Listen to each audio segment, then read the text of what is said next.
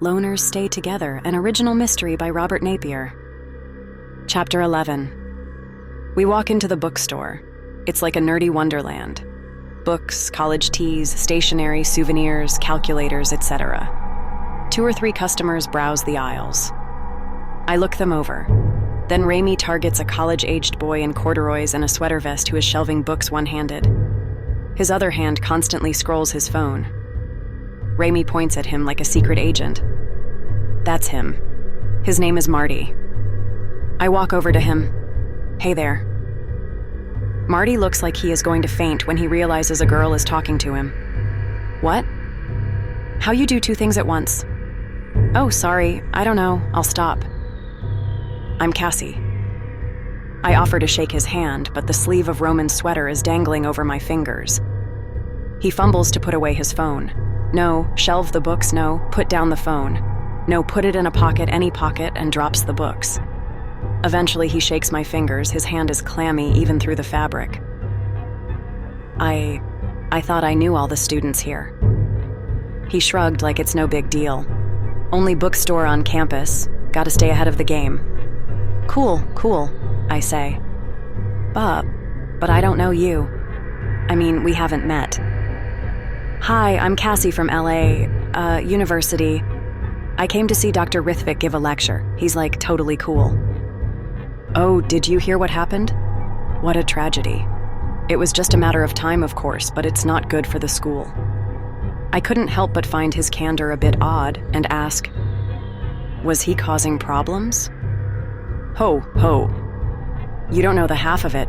I'm Marty Hobbs, by the way. No, not the Marty Hobbs? He beams at me, and I instantly regret showing him any interest. The one and only. He reaches into his fanny pack and hands me a car decal for his social media, Hobjob69. I say thanks and stick it in a pocket as quickly as possible. Hobbs excitedly asks, You know Dai Young? No, I do not, but I say, sure, yeah, totally cool.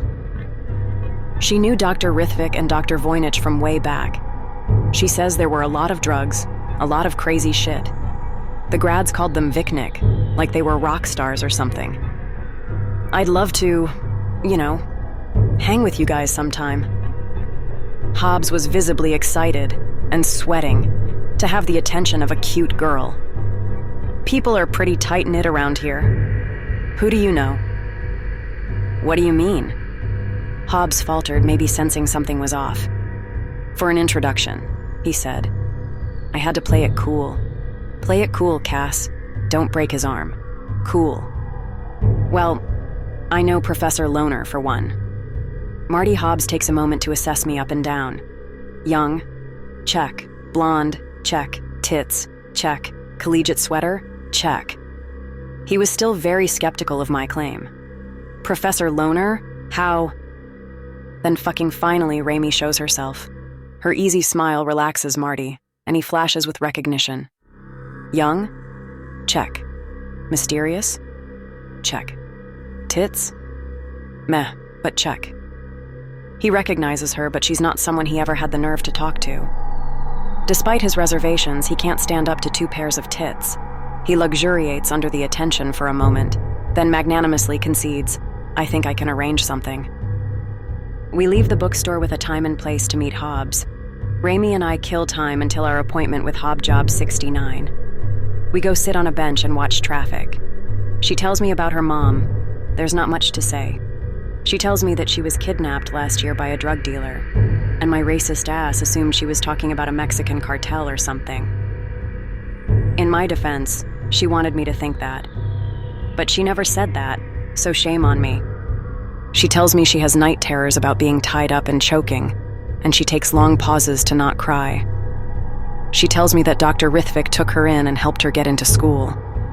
And she outright lies to me, telling me that's how she met Roman, that he was helping her with her bad dreams. Dr. Rithvik was a friend of Professor Loner.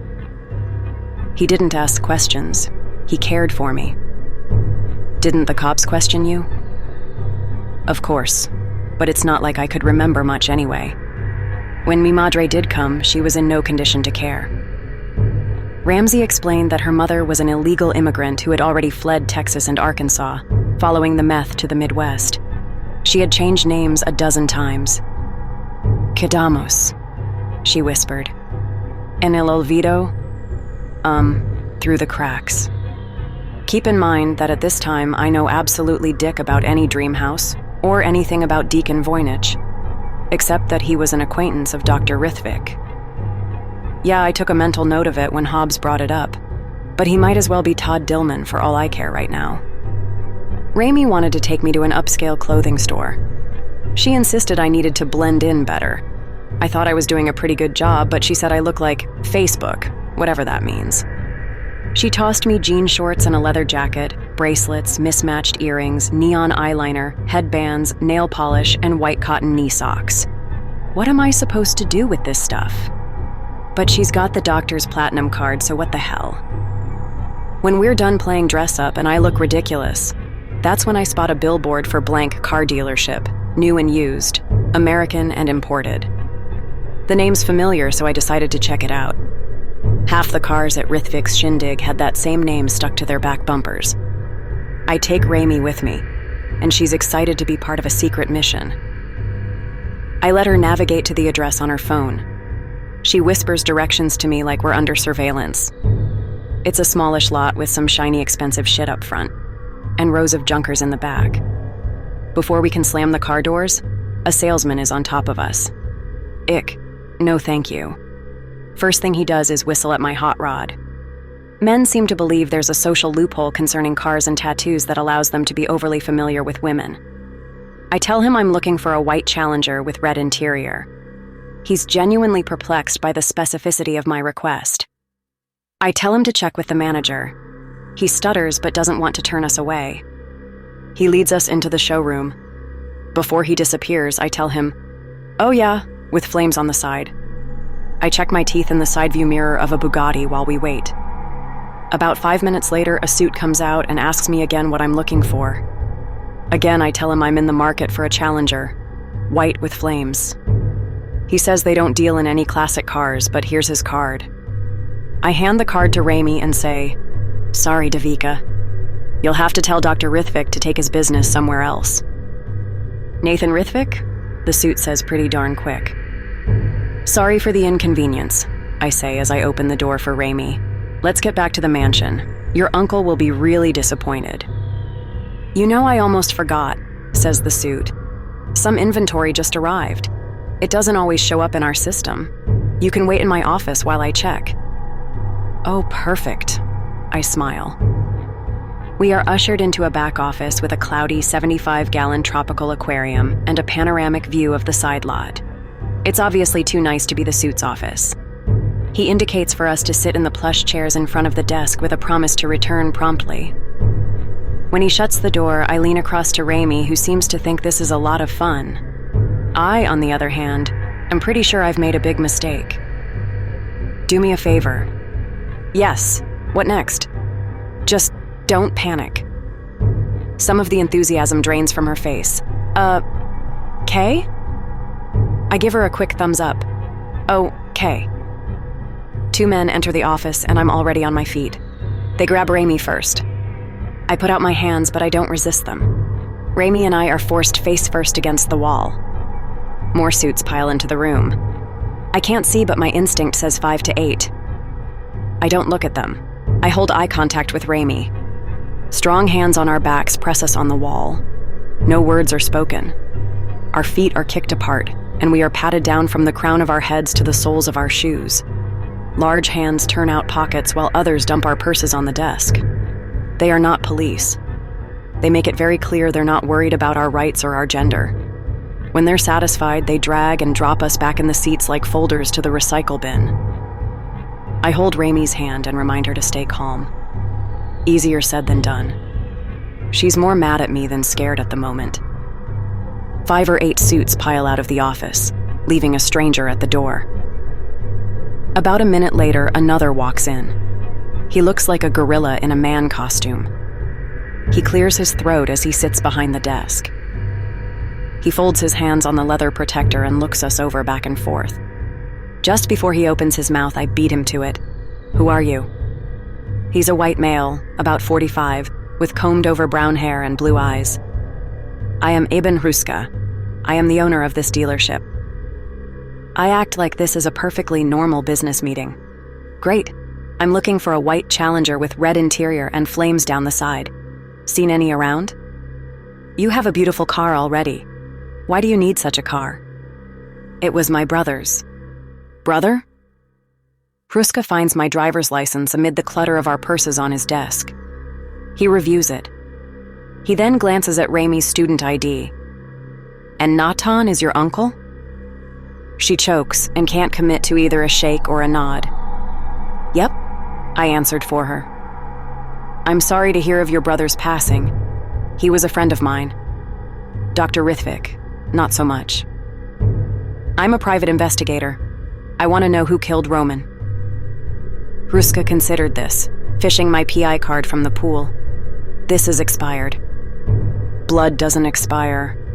He laughed, but not because it was funny. "I see a resemblance." "Where's his car?" "How should I know?" "You think because I own a dealership?" "I think because your goons jumped me in a parking lot." "I don't know of any goons." "Cut the shit, Ebenezer, I know you know something." He leaned back in his chair, mildly amused at my tone for now. "I liked your brother. Why do I kill him, huh?" "I don't think you killed him, but I think you know something about who did. If you were really his friend, then help me." "Help you what? What do you think you will accomplish?" "Justice." "Justice? What is this?" "Revenge." Hruska stood to stare out the wide plate glass window. "That is a messy business. I should know." "Why'd your guys come after me?" Hruska looked over his shoulder at Ramey. "Little one, how would you like sit in Lamborghini?" "I'm fine," she answered stoutly, but it wasn't a suggestion. The stranger at the door led her out of the office. I could still see her in the showroom through the interior window. Now we're alone. "Unfortunate misunderstanding. I'd like to understand. They work for me sometimes, but I do not control everything they do. They thought your car was one of Roman's and acted impulsively. Why were they looking for Roman's car?" Eben sat down again. "You're sure you wish to know?" "Everything. Roman owed us money. He claims to be on edge of scientific breakthrough.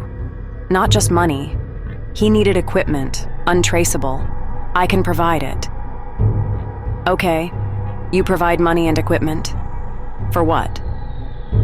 "There is a big house in the woods known to the homeless and drug dealers. They go there sometimes when the city orders the parks and camps to clear. Roman wanted to turn it into a laboratory, and Hruska legit says laboratory, like a mad scientist in a 50s cartoon. But his breakthrough never comes. Can't pay, etc., etc. We accept car out of courtesy." "Courtesy? Instead of break legs as usual. What's that got to do with me?" "They thought Roman had tricked them somehow, taken back his car. He was notoriously tricky. And what would put a man like you in such a courteous mood?" "Roman helped me resolve a difficult business problem. Respectfully, ask me no more about that." "Tell me about that. Respectfully." "There was an associate of mine, a doctor from back home. I helped him come here, and now he thinks to run the place from his big house. I cannot have this, but he's connected. Roman solves. He used to say all your dreams can come true as long as they're not too good. He was very clever. I appreciate cleverness." "How did you meet my brother?" Eben seemed to relish the opportunity to speak openly, as if at a confessional. Except the more he told me, the more he felt compelled to have me killed. That's why Ramey was sitting in a Lamborghini.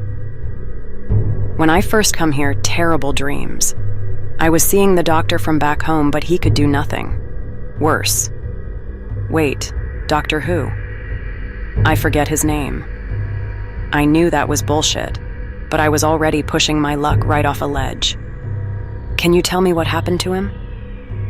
"Only that he will not be missed. He was a foreigner, recently fired, and no secret he wasn't liked by the right people, even if he was protected by them. I think I blindsided him with my next question. What kind of dreams did you have? Eben frowned. Silly, really. Military service is compulsory in my country. Back then, the conditions were terrible. But the hazing, that's what I remember. They called it hazing. Terrible things, the older boys. I'm sorry, I said. I have at least some idea what bullies are like, although I have a hard time imagining anyone bullying you. People think bad men are like sneaky, frail, sickly, you understand? But sometimes they are sick, but also strong men, powerful, can break you. You understand? I do. After all my service, all the other things, it was this time that I dreamt of. Every night. And Roman helped you? Yes. Made bad dreams go away, I never forget. But the dreams go away. I sleep for first time in 25 years. Thank you for telling me this. How did he do it? Roman, how did he help you sleep?